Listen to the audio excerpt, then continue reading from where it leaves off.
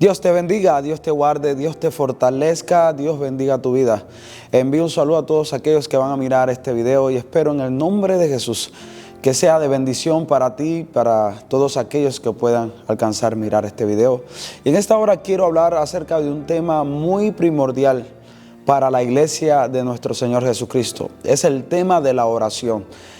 Sabemos que nosotros como hijos de Dios, como creyentes, como seguidores de Cristo Jesús, Jesús hace énfasis en que nosotros, sus seguidores, debemos orar continuamente, buscar su presencia, buscar su rostro en oración, porque sin la oración el creyente tendrá una vida vacía, una vida carente de poder, carente de la presencia de Dios. Y para que nosotros en este camino podamos ver el respaldo y podamos ver la gloria de Dios manifestada en nuestras vidas, en nuestros hogares, en nuestras casas, necesitamos tener una vida de oración. Por ejemplo, cuando usted lee los evangelios, vemos que Jesús muchas veces, Él se apartaba de la multitud e iba al monte, iba a un lugar aparte para orar, para tener comunión con el Padre, para Él poder hacer la voluntad de Dios. Cuando está Jesús orando en el Getsemaní, ya se acerca la hora donde Jesús va a ser entregado, va a morir en la cruz del Calvario y resucitar de entre los muertos al tercer día para darle vida a todos aquellos que crean en Él y pongan su confianza en Él. Pero cuando vemos el escenario donde Jesús está orando al Padre, Él hace una oración y Él le dice: Padre, si es posible, aparta de mí esta copa. ¿Por qué? Porque Él humanamente estaba triste, estaba angustiado, tenía angustia en su corazón porque sabía que se acercaba la hora. Y Él le dijo: Padre, si es posible, aparta de mí esta copa. Pero como Él era alguien que tenía una vida de oración y estaba conectado al Padre, Él le dijo: no se haga como yo, sino que se haga tu voluntad.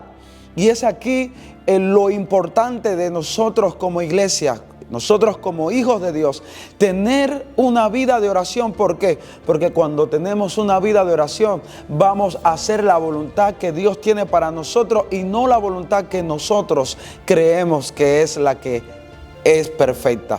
Pero cuando tú tienes una vida de intimidad, una vida de relación, muchas veces la voluntad del Padre parece amarga, pero la voluntad del Padre es perfecta y agradable, porque solamente Dios conoce el fin, solamente Él conoce el futuro.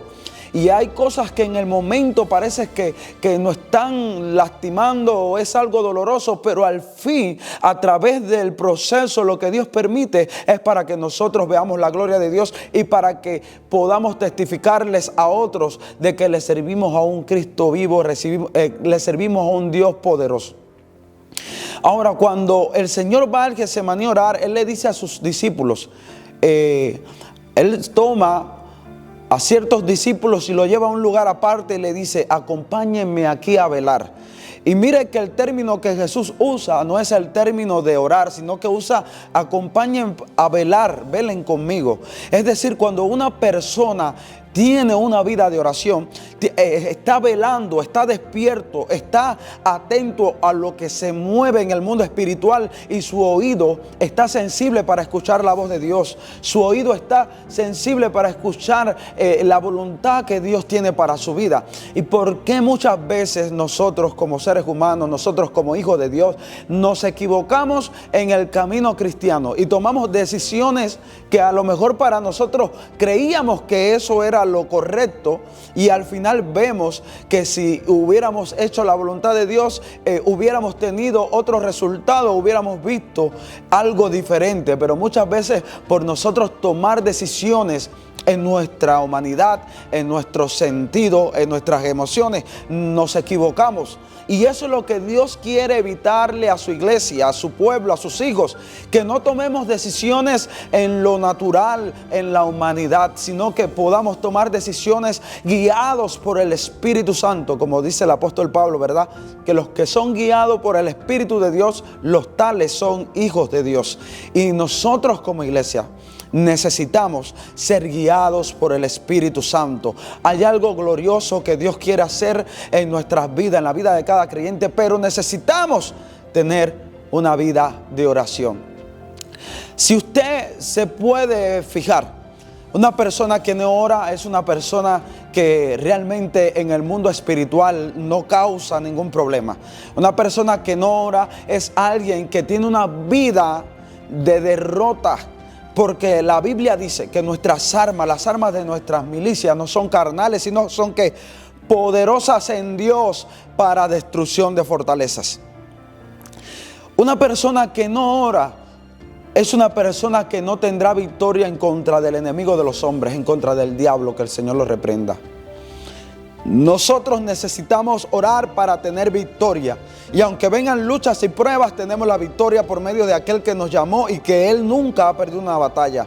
El creyente, desde el momento que decide aceptar a Cristo, entra en una batalla espiritual, entra en un campo de guerra.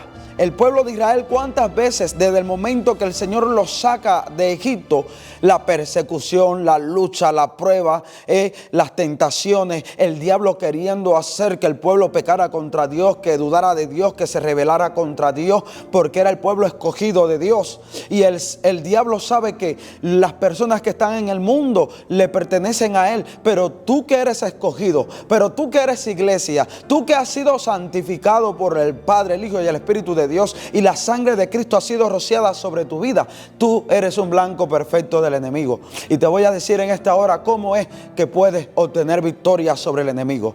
La respuesta es la oración.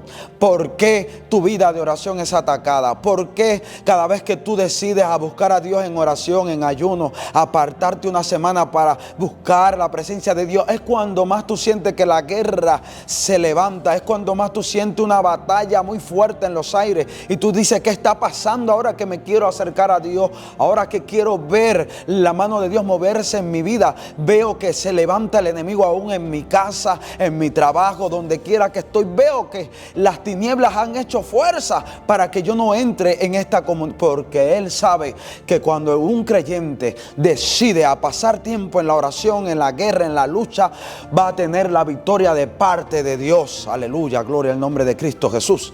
Vas a tener la victoria por medio de la oración, porque la oración es la vía que Dios usa para nosotros tener una intimidad con Dios. Dios no anda buscando personas que califiquen en lo intelectual, en la sabiduría humana. No, anda buscando personas íntimas. Él es nuestro Padre y el Padre quiere hablar con sus hijos. Tú eres su hijo y el Padre quiere pasar tiempo contigo y que tú pases tiempo con Él. Y por esta razón el enemigo hace lo imposible para que tú descuides tu vida de oración. Aleluya, gloria a Dios. Y yo quiero leerle una parábola que está escrito en el Evangelio de Lucas, el capítulo 18, el verso 1 en adelante, y yo lo leeré para la gloria del Padre, del Hijo y del Espíritu Santo de Dios que están aquí. Dice: también le refirió Jesús una parábola sobre la necesidad de orar siempre y no desmayar, diciendo: había en una ciudad un juez que ni temía a Dios ni respetaba a hombre. Había también en aquella ciudad una viuda, la cual venía a él diciendo: hazme justicia de mi adversario. Y él no quiso por algún tiempo, pero después de esto dijo dentro de sí: aunque ni temo a Dios ni tengo respeto a hombre, sin embargo, porque esta viuda me es molesta, le haré justicia, no sea que viniendo de continuo me agote la paciencia. Y dijo el Señor: oíd lo que dijo el juez injusto. ¿Y acaso Dios no hará justicia a sus escogidos que claman a Él día y noche? ¿Se tardará en responderle? Os digo que pronto les hará justicia. Pero cuando venga el Hijo del Hombre, ¿hallará fe en la tierra? Gloria sean dadas al nombre de Cristo Jesús. Nuestro Señor hace esta parábola y se las enseña a sus discípulos, a los oyentes que estaban escuchando su mensaje, acerca de esta viuda que iba a ver a un juez, que este juez era inconverso, era un juez que no tenía respeto a Dios, ni tenía respeto a los hombres, hacía lo que bien le parecía. Pero esta viuda continuamente iba a ver a este juez para que este juez le respondiera a su plegaria, a la necesidad que había en ella. Y este juez dijo, bueno, esta señora, esta mujer continuamente viene aquí, voy a hacerle justicia para ver si salgo de ella, hablando modernamente, ¿verdad? Para ver si me la quito de encima, pudiéramos decir un buen cubano. Pero Jesús dice, bueno, si este juez que es injusto, si este juez que no teme a los hombres ni teme a Dios, le hace justicia a esta viuda, ¿cuánto más Dios le responderá a las oraciones a aquellos que hacen la voluntad del Padre y están en el secreto orando de noche y de día delante del Padre? ¿Cuánto más Dios le hará justicia a una madre que ora, una madre que está orando por su hijo, que su hijo está en las drogas, su hijo está en el vicio, está en la calle, está en las pandillas, está lejos de las promesas de Dios y del pacto de Dios? Pero esta madre, a través de sus oraciones con fe, clamando a Dios de noche y de día, ¿crees que Dios se tardará en responderle? ¿Crees que Dios no hará justicia al clamor o a la oración de esta mujer que clama con fe en su corazón, creyendo a un Dios que no es injusto, sino que es justo? Él es el Padre de la justicia, Él es el Dios de la justicia. Si uno de los atributos que caracterizan a Dios es que Él es justo, Él es santo, es justo. ¿No te hará justicia a ti, mujer, que clamas por tu hijo noche y día? O aquella mujer que clama por su esposo, que su esposo está cometiendo adulterio, está cometiendo actos deshonrosos delante de Dios. Pero yo te diré a ti, mujer que clama por tu esposo, si dejas, aleluya, si sigues creyendo y sigues orando fervientemente, ¿crees que Dios no te responderá? Jesús es claro y lo dice, este juez injusto le hizo justicia a aquella viuda. ¿Cuánto más vuestro Padre que está en los cielos te hará justicia a ti que clamas? Aleluya, Dios hará justicia a tu clamor, a tu oración, pero debes creerlo en tu corazón. Ahora bien, cuando nosotros vemos a través de la Biblia hombres que Dios levantó, hombres que Dios usó, hombres que fueron separados por Dios, tenían una vida de oración. Y alguien que me llama la atención es Daniel, el profeta Daniel. Un hombre de Dios, un hombre que se separó desde el momento que llegó a tierra de los caldeos, a donde habitaba el rey Nabucodonosor, a Babilonia. Este joven se decidió apartarse, no contaminarse ni aún con la comida y la bebida del rey, para hacer la voluntad de Dios. Y en cierta ocasión, dice la Biblia, cuando entró el reinado de Darío, habían como 120 sátrapas. Y los 120 sátrapas eran gobernadores de las provincias. Y ellos miraron que en Daniel había un espíritu superior y que él estaba por encima de todos ellos en el reino. Y ellos dijeron dentro de sí, debemos hacer algo para hacer que Daniel caiga de donde está puesto. Porque la envidia siempre se levanta. Y este hombre, Daniel, como era un hombre intachable, no había vicio en él, no había falla ninguna en él, era irreprensible, porque era un hombre de Dios, como tú, mujer, hombre de Dios, que has decidido guardarte y hacer la voluntad de Dios. El diablo quiere acusarte, el diablo quiere señalarte, pero no puede hacerlo, porque en ti hay un espíritu superior. El Espíritu Santo te ha sellado y tú eres propiedad de Dios. Eres remanente del Rey de Reyes y Señor de Señores. Y la Biblia dice que estos sátrapas se reunieron y dijeron, bueno, Daniel, lo único que podemos hacerlo caer es en algo con respecto a su Dios, porque miraban que Daniel era íntegro delante de su Dios, por encima del reinado, por encima del rey, por encima de todo lo que gobernaba en las provincias de Babilonia. Aleluya, ahí estaba Daniel, que era íntegro y era intachable para su Dios. Y ellos se reunieron y fueron al rey Darío para que firmara un edicto que todo aquel que hiciera rogativa a un rey o a un Dios que no fuera el rey de la nación, fuera echado en el foso de los leones. Y al rey Darío le pareció bien y dice que selló con su anillo aquel edicto. Y cuando Daniel se enteró de que el edicto había sido anunciado, dice que Daniel oraba 3 veces al día como lo hacía de costumbre. No obstante, abría las puertas, las ventanas, y oraba con las ventanas abiertas, sin temor ninguno a que el edicto había sido firmado.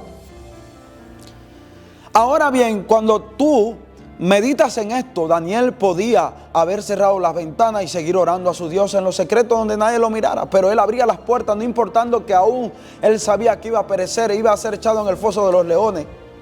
Pero él siguió siéndole fiel a Dios.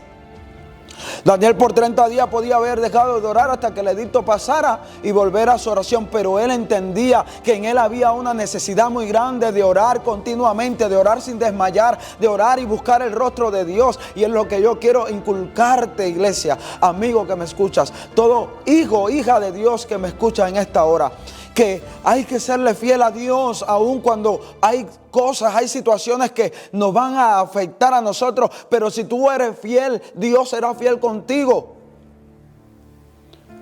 Y fueron los sátrapas y le dijeron: mira, rey Darío, Daniel aún sigue orando a su Dios y no respeta el edicto que el rey ha promulgado. Y a Darío le pesó en su corazón, porque miró que habían hecho esto con envidia y con astucia para acusar a Daniel. Y como Daniel era recto, a Darío le pesó y dice que él trató de hacer lo imposible para librarlo, pero no pudo. El punto es que Daniel es echado en el foso de los leones. Cuando Daniel es echado en el foso de los leones, la palabra dice que el Señor envió a su ángel y cerró la boca a los leones. Y es aquí donde yo te quiero decir, iglesia, que si le eres fiel al Señor, si permaneces fiel al Rey de Reyes y Señor de Señores, Dios enviará a su ángel aún en medio de la prueba, aún en medio de la dificultad, aún en medio de la escasez, aún en medio de la crisis. Dios enviará a su ángel y no te dejará solo, porque Él lo ha dicho en su palabra: estaré todos los días de vuestra vida con vosotros hasta el fin. Todos los días el Señor está con nosotros. El ángel de Jehová acampa alrededor de los que le temen y los defiende. El Señor está con aquellos que le son fieles a Él. Daniel permaneció fiel, aunque el edicto había sido dado, había sido establecido en aquel reino, pero Daniel decidió permanecer firme, fiel a la oración. Aleluya, gloria al nombre del Señor. Pero ¿qué será lo que hoy te quiere detener a ti?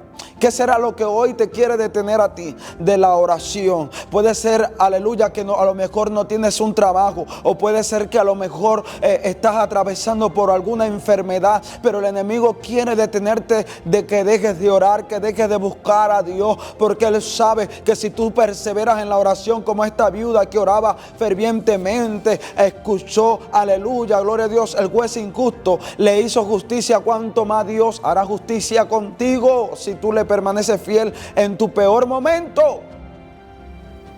Y esto es lo que quiero que lleves contigo.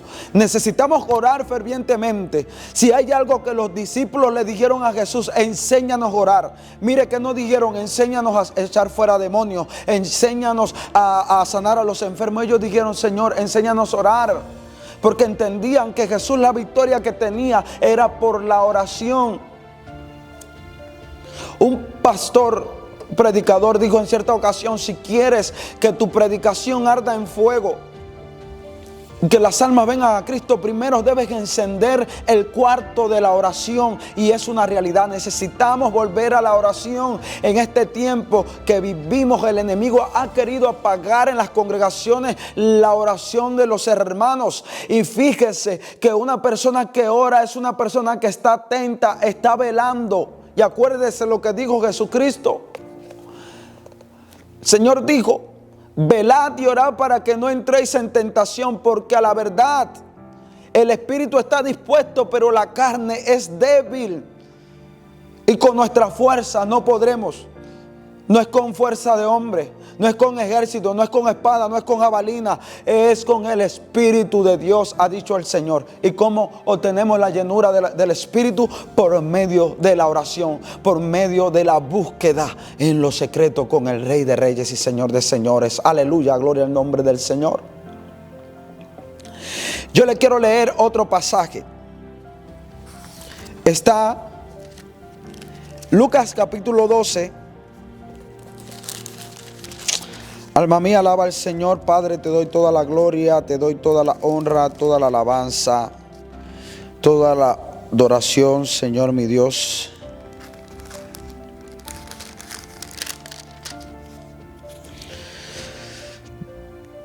12, el verso 41 dice: entonces Pedro dijo: Señor, ¿dice esta parábola a nosotros o también a todos? Y dijo el Señor: ¿quién es el mayordomo fiel y prudente, al cual su Señor pondrá sobre su casa, para que al tiempo les dé su ración? Bienaventurado aquel siervo al cual cuando su Señor venga y le haya haciendo así. En verdad os digo que él le pondrá sobre todos sus bienes. Mas si aquel siervo dijera en su corazón: mi Señor tarda en venir, comenzare a golpear a los criados y a las criadas, y a comer y a beber y a embriagarse, vendrá el Señor de aquel siervo en día que éste no espera, y lo hará y a la hora que no sabe, y le castigará duramente, y pondrá con los infieles. Aquel siervo que, conociendo la voluntad de su Señor, que no se preparó e hizo conforme a la voluntad, recibirá muchos azotes. Mas el que sin conocerla hizo cosas dignas de azotes, será azotado poco. Porque todo aquel a quien se haya dado mucho, mucho se le demandará, y al que mucho se le haya confiado, más se le pedirá. Nuestro Señor está hablando esta parábola, pero esta parábola habla del mayordomo fiel y el mayordomo infiel. El mayordomo fiel es aquel que está velando, aquel que está atento a que su Señor regrese y está pendiente a todo lo que hay que hacer dentro de la casa. El mayordomo infiel es aquel que se descuida y empieza a hacer lo que él quiere, y no, él dice: bueno, mi Señor tarda en venir, y empieza a hacer y a deshacer, y llega el Señor en el momento que menos él espera y los castiga, y recibirá muchos azotes. Pero sabe, cuando Jesús habla de velar, que nosotros debemos velar, lo comparo con este mayordomo fiel, porque aquel que está orando, aquel que está velando, aquel está preparado para la venida de su Señor. Pero el que deja de orar, el que dice: bueno, mi Señor no tarda en venir, y empieza a ir al mundo, a practicar el pecado, a alejarse de la presencia de Dios, dice: a lo mejor voy a tener otra oportunidad después, pero ahora mi Señor todavía, desde cuando se escucha que Cristo viene y no ha venido todavía, voy a aprovechar el mundo. No, el Señor exhorta continuamente a que su iglesia esté velando. ¿Y cómo va a velar? Por medio de la oración, porque la oración es lo que nos conecta con el Padre. La oración, el ayuno, la lectura de la palabra son las cosas que nos conectan con el Padre. Y necesitamos orar, iglesia de Dios. En este tiempo adverso que estamos viviendo, la iglesia necesita orar y no desmayar en la oración. Eres atacado en la oración porque sabe Satanás y el ejército de las tinieblas que cuando la iglesia ora, el infierno tiembla, los demonios huyen. Aleluya. Si entra a las congregaciones el enemigo a querer destruir hogares, a querer destruir familias, si uno se levanta en oración en su casa, echará fuera el diablo y al poder de las tinieblas, porque hay alguien que está conectado con el Padre. Hay algo que está cerca de la presencia del Padre, y el infierno tiembla. Aleluya, gloria a Dios, ante la presencia de nuestro Dios. Por eso te animo a ti en esta hora, iglesia, a que no desmayes en la oración. Sigue orando, sigue buscando a Dios. Acuérdate que ya se acaba el tiempo, ya la iglesia se va de esta tierra, las señales están cumplidas, todo ha acontecido delante de nuestros ojos. Nos vamos de aquí, pero necesitamos orar para estar velando y atentos, para cuando suene la trompeta, los muertos en Cristo van a resucitar primero, y luego la iglesia que quede será arrebatada juntamente con ellos en las nubes. Y Dios quiere que tú y yo seamos parte de esa bendición, pero por medio de la oración es que vamos a poder vencer. Así que solo te quería dejar esto en tu espíritu y en tu corazón. Ahora que hay tiempo, levántate a orar. Si has dejado la oración, si has dejado de buscar a Dios en el secreto, como dice la palabra, entra a tu cuarto secreto y ora a tu Padre en lo secreto. Y vuestro Padre que te mira en lo secreto, Él te va a recompensar en público. Y la recompensa más grande que puede haber para un hijo de Dios es que le diga: siervo fiel, en lo poco me fuiste fiel, en lo mucho te pondré. Entra al gozo de tu Señor. Así que Dios te bendiga, Dios te guarde. Soy su hermano Denis Samuel Santana Sisto, y quería compartir esta palabra y espero que sea de bendición para tu vida.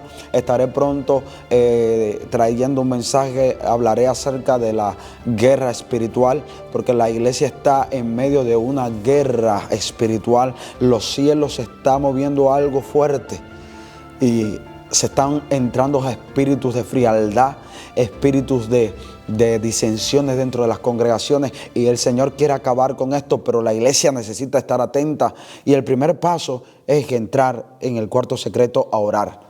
Así que Dios te bendiga, Dios te guarde, que el Señor te fortalezca, el Señor te bendiga, que Dios añada bendición sobre tu familia, sobre tu casa, sobre tu vida. En el nombre de Jesucristo, amén y amén. Gloria a Dios.